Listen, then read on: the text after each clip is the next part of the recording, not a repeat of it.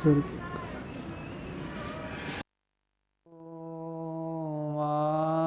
आनंद में ओम शांति में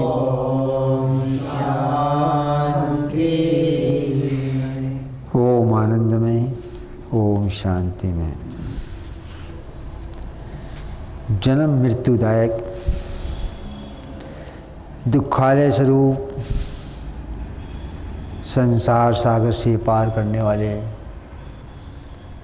ओम श्री सद्गुरुदेव भगवान की प्रेम स्मृति करते हुए आज के भाग्यकारी शुभ दिवस पर ओम श्री विधानाचार्य भगवान के अमृत वचन उच्चारण करने की पूजा की जा रही है।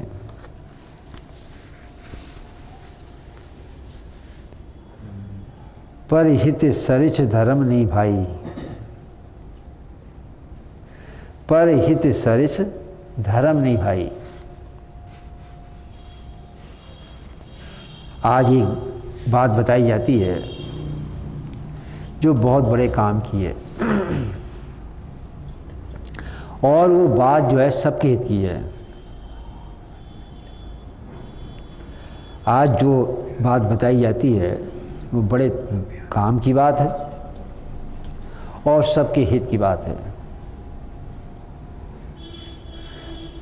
यदि थोड़ी भी बुद्धि हो तो उनके भी समझ में आ जानी चाहिए। और असली समझना तो वही है कि धारण हो जाए। असली समझना तो वही है कि धारण हो जाए। हम लोग जितने यहाँ बैठे हुए हैं सब सुख चाहते हैं।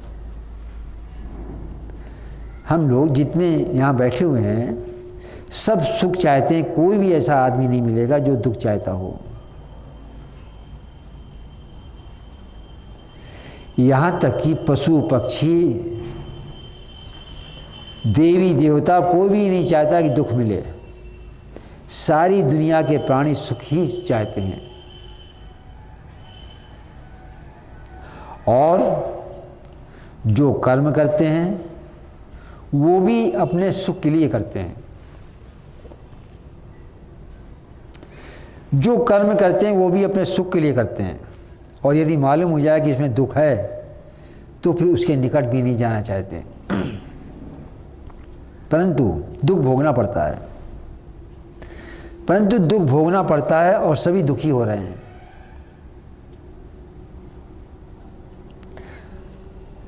दुख पशु पक्षी जो दुख भोग रहे हैं उनमें तो बुद्धि नहीं है।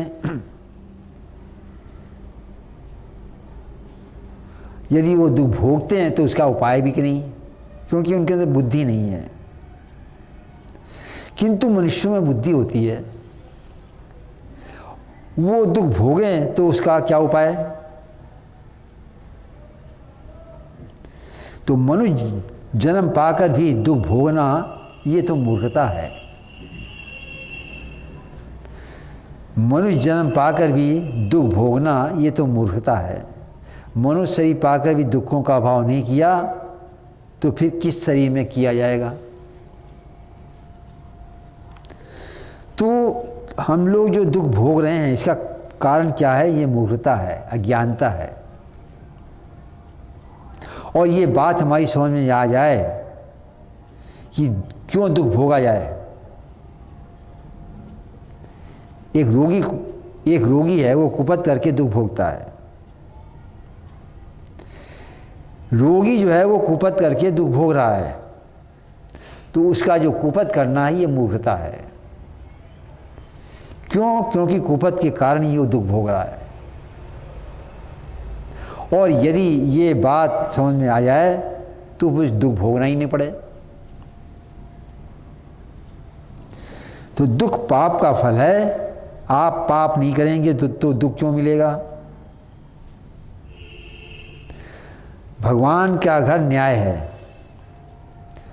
भगवान के घर जो है न्याय है। कोई आदमी अपराध नहीं करे तो उसको अपराध दंड कौन देगा? क्योंकि बिना अपराध किए माँ बाप भी जो है दंड नहीं देते, फिर भगवान क्यों दंड देंगे? कोई भगवान निर्दयी तो है नहीं, क्यों दंड देंगे? बिना अपराध क्यों दंड देंगे? एक बात और समझनी है, एक बात जो है और समझनी है। पहले अपराध कर चुके हैं, उसका फल तो भोगना पड़ेगा। हाँ, वो भी क्षमा हो सकता है। पहले जो अपराध कर चुके हैं वो भी क्षमा हो सकता है। कोई आदमी कितना ही अपराधी हो, कितना ही वो अपराध उसने किया हो, तो क्या उसका दंड भोगना पड़ेगा? नहीं, वो भी क्षमा हो सकता है, वो भी जो है क्षमा हो सकता है। तो हम जो अपराध कर चुके हैं उसका दंड नहीं भोगना पड़े, उसके लिए सूक्ष्म मन से विचार करना चाहिए।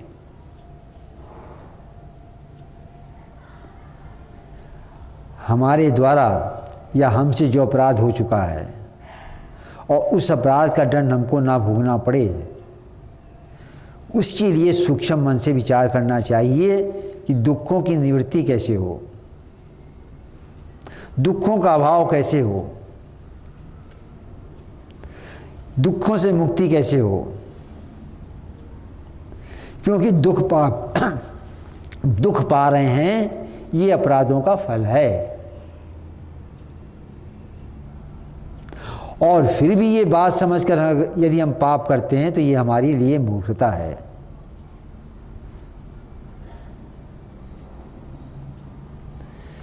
संसार में प्रत्यक्ष में हम किसी को दुख पहुंचाएंगे तो वो क्या करेगा? थोड़ा विचारने की बात है कि यदि संसार में हम प्रत्यक्ष में किसी को दुख पहुंचाते हैं तो वो क्या करेगा? वो क्या करेगा? वो आपको भी दुख पहुंचाने की कोशिश करेगा। तो उसका फल क्या होगा? उसका फल ये होगा कि आपको भी दुख होगा और उसको भी होगा, यानी दोनों को दुख होंगे। और आपने किसी को दुख पहुंचा दिया, यदि वो कमज़ोर है, निर्बल है, और वो कमज़ोर होने के कारण आपसे बदला नहीं ले सकता, तो ख्याल करें उसका दंड आपको देंगे, भगवान उसका दंड आपको देंगे। उसका दंड जो है भगवान देंगे, क्योंकि वो कमज़ोर है, वो आपको दंड नहीं दे सकता, तो उसका दंड जो है भगवान के द्वारा मिलेगा। आज एक बच्चा पैदा हुआ, आज एक बच्चा पैदा हुआ और जन्मते उसको बुखार हो जाता है, तो उसने तो इस जन्म में कोई पाप नहीं किया, उसको क्यों बुखार हो गया? उसको क्यों दुख हुआ? तो उसने पूर्व में पाप किया था, इसलिए उसको दुख हो रहा है, उसको बुखार हो गया। तो इस विचार से हमको चाहिए कि हम कोई नया पाप ना करें।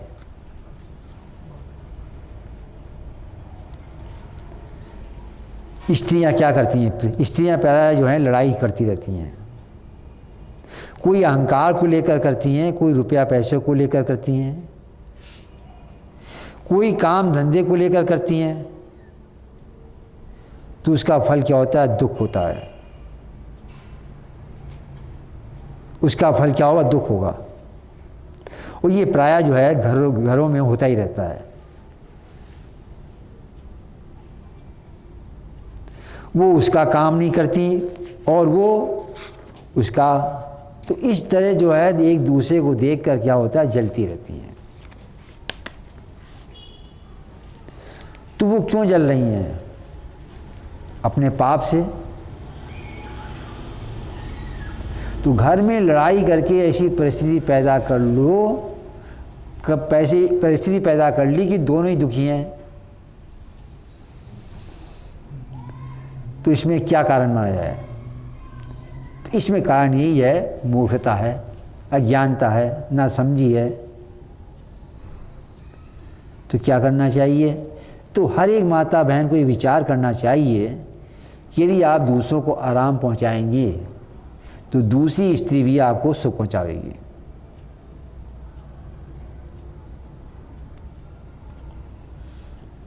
तो हर एक माता बहन भाइयों को दूसरों को सुख पहुंचाना चाहिए, इसका फल अच्छा होता है, इसलिए सबको सुख पहुंचाना ही चाहिए।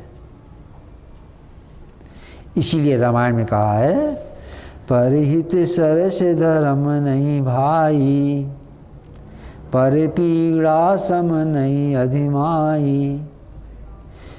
कि दूसरों की आत्मा को दुख पहुंचाने के समान कोई पाप नहीं, और दूसरों को सुख पहुंचाने के समान कोई धर्म नहीं। और यदि आप ये कहो कि हमने तो पूर्व में पाप किए हैं, उनके नाश के लिए क्या उपाय किया जाए? यदि ये विचार होता है कि हमने तो पूर्व में पाप किए और अब उसके लिए नाश के लिए क्या करें, तो उसका उपाय ये है कि आप दूसरों को सुख पहुंचाएं और उसके बदले में उनसे जो है सुख की आशा ना करें। इस आशा से उनको सुख ना पहुंचाए कि हम सुख पहुंचाएंगे तो ये हमको भी सुख देंगे। तो अपने जो सुख की इच्छा है इसको त्याग कर दूसरों को सुख मिले, आराम मिले, इस प्रकार का भाव रख के सेवा करनी चाहिए।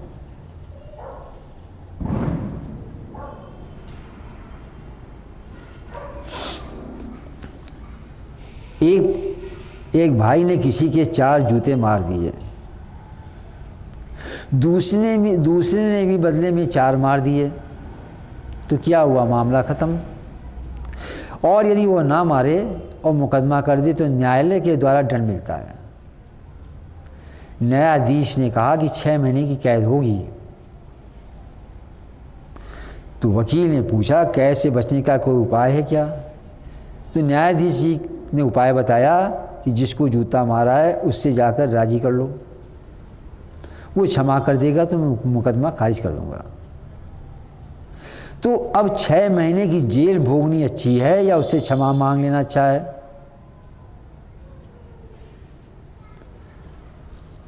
ये विचारना है, 6 महीने की जेल भोगना अच्छा है या उससे क्षमा मांग लेना अच्छा है? तो इसी प्रकार किसी के प्रति अपराध बन जाए, यदि उससे किसी तरह चालाकी से निकल भी जाए तो वो मान्य परमात्मा उसको दंड देते हैं। हम उस पाप के फल से नहीं बच सकते।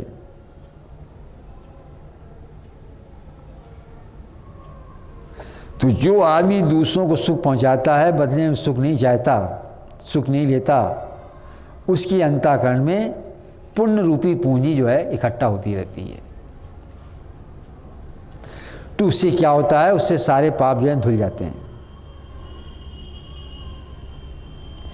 जो दूसरों को सुख पहुंचाता है और उसके बदले में सुख की आशा नहीं रखता, इच्छा नहीं करता, तो उसकी अंतःकरण में जो है पूंजी इकट्ठा होती जाती है, जिससे उसके सारे पाप जो है धुल जाते हैं।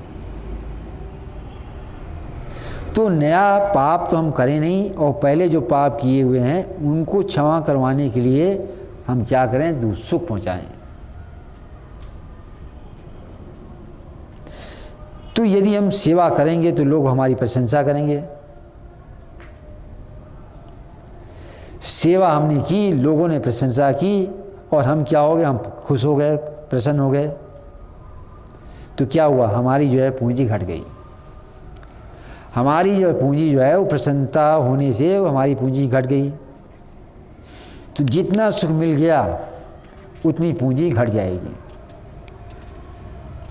और जो पाप पर है वो वैसे की वैसे पाप पड़ा रहेगा, और पाप पड़ा रहेगा तो उसका दंड मिलेगा। तो सेवा करने के बाद हमारी कोई बड़ाई करता है, प्रशंसा करता है, तो उसमें क्या करना चाहिए? उसको ग्रहण कर लिया तो हमारा सारा पुण्य घट गया, पाप वैसे ही रह गया, फिर पापों का दंड भोगना पड़ेगा। तो हम उसको जो है, उसको प्रसन्नता जो है उसको ले नहीं, उसको वैराग कर दें, त्याग कर दें। जैसे तुमको किसी ने ताना मार, कोई किसी भाई ने तुमको ताना मारा, तो ताना मारने पर तुम क्या होते हो? प्रसन्न होते हो? नहीं, नाराज होते हो। तो इसी प्रकार तुम्हारी कोई स्तुति करे, तुम्हारी कोई प्रशंसा करे, तो उस समय क्या हो? उस समय नाराज होना चाहिए। उस समय जो है क्या होना चाहिए? नाराज होना चाहिए। तो जैसे यदि यहाँ पर कोई बाघ आ जाए, शेर आ जाए, तो हम क्या करेंगे? भागेंगे। तो इसी प्रकार जो बढ़ाई है, मान है, ये क्या है? शेर है। ये जो है गला पकड़ता है। तो मान, बढ़ाई, प्रतिष्ठा है, इसको समझना चाहिए। ये शेर है, बाघ है। परंतु जब ये प्राप्त होता है उस समय अमृत के समान लगता है। जब ये प्राप्त होता है उस समय क्या होता है? अमृत के समान लगता है। किसी ने बढ़ाई कर दी, किसी ने मान कर दिया, तो उस समय क्या होता है? अमृत के समान लगता है। परंतु इसमें जहर भरा रहे, इसमें जो है जहर भरा हुआ है। लड्डू खाने में बड़े अच्छे लग रहे हैं, पर उसमें जहर भरा हुआ है। परिणाम उसका क्या होगा? बुरा होगा। परिणाम क्या होगा उसका? बुरा होगा। तो ये बात जो है ख्याल करने की है। लड्डू खाने में अच्छे लग रहे हैं, बड़े अच्छे हैं, परंतु उसमें जहर भरा हुआ है, उसका परिणाम बुरा ही होगा। तो ये बात जो है ख्याल करने की है, विचार करने की है।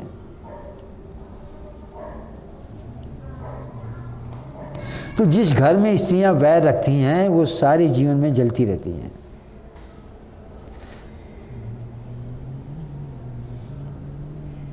जिस घर में स्त्रियां आपस में वैर रखती हैं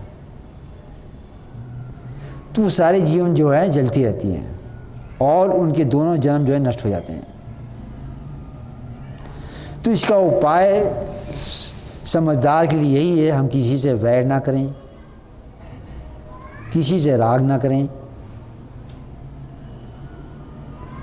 तो यदि हम ऐसा नहीं करेंगे तो हम राग देश से मुक्त रहेंगे। तो संसार में लोगों को जो दुख हो रहा है वो इसी प्रकार की मूर्खता से हो रहा है। ये अपनी अज्ञानता से, अपनी मूर्खता से जो है दुख पा रहे हैं। तो इस दुख को जो है मनुष्य ही हटा सकता है, पशु नहीं हटा सकता।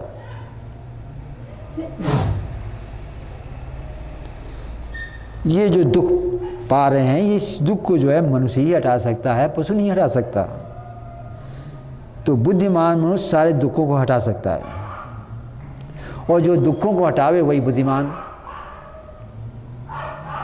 जो दुखों को हटाए वही बुद्धिमान। तो इसी प्रकार जो है सब विषय में इसी तरह समझना चाहिए। तो दुखों को जो है मूल सहित यानी जड़ सहित उसको उखाड़ दें। ऐसे व्यक्ति के आसपास रहने वाले भी जो हैं वो सुखी हो जाएंगे। तो जहाँ ज्ञान है वहाँ ज्ञान नहीं रह सकता, जहाँ ज्ञान है वहाँ ज्ञान नहीं रह सकता। चिंता भय शोक को हटाने के लिए जो प्रयत्न करता है उसी को बुद्धिमान कहा जाता है।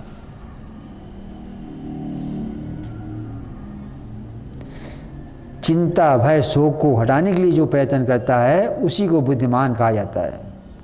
जो आदमी पाप करता है उसे इसी जन्म में दंड नहीं मिला तो अगले जन्म में तो मिलेगा ही।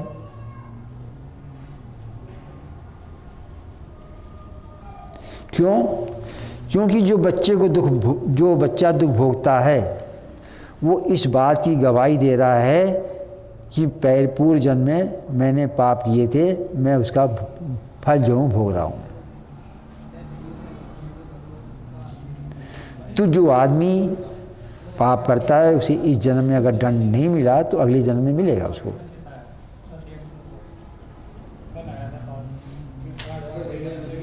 तो बच्चा जो है जन्मते ही रोता है।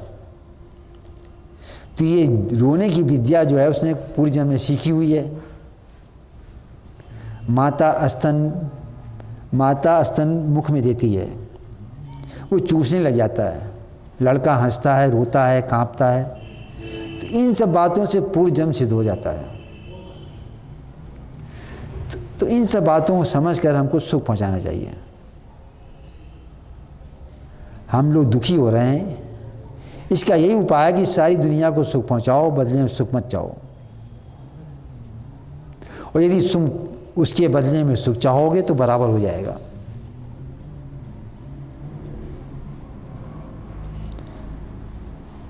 यानी दूसरों को सुख पहुंचाया और उसके बदले में सुख मिल जाएगा, किंतु पहले के किए हुए पाप वैसे के वैसे रह जाएंगे। इसलिए फल को ना चाहकर सुख ही सुख पहुंचाना चाहिए। ओम आनंदमय, ओम शांति। बोलो श्री आनंदमय भगवान की। ओम श्री महापुरुष देव भगवान। ओम श्री सद्गुरुदेव भगवान की जय।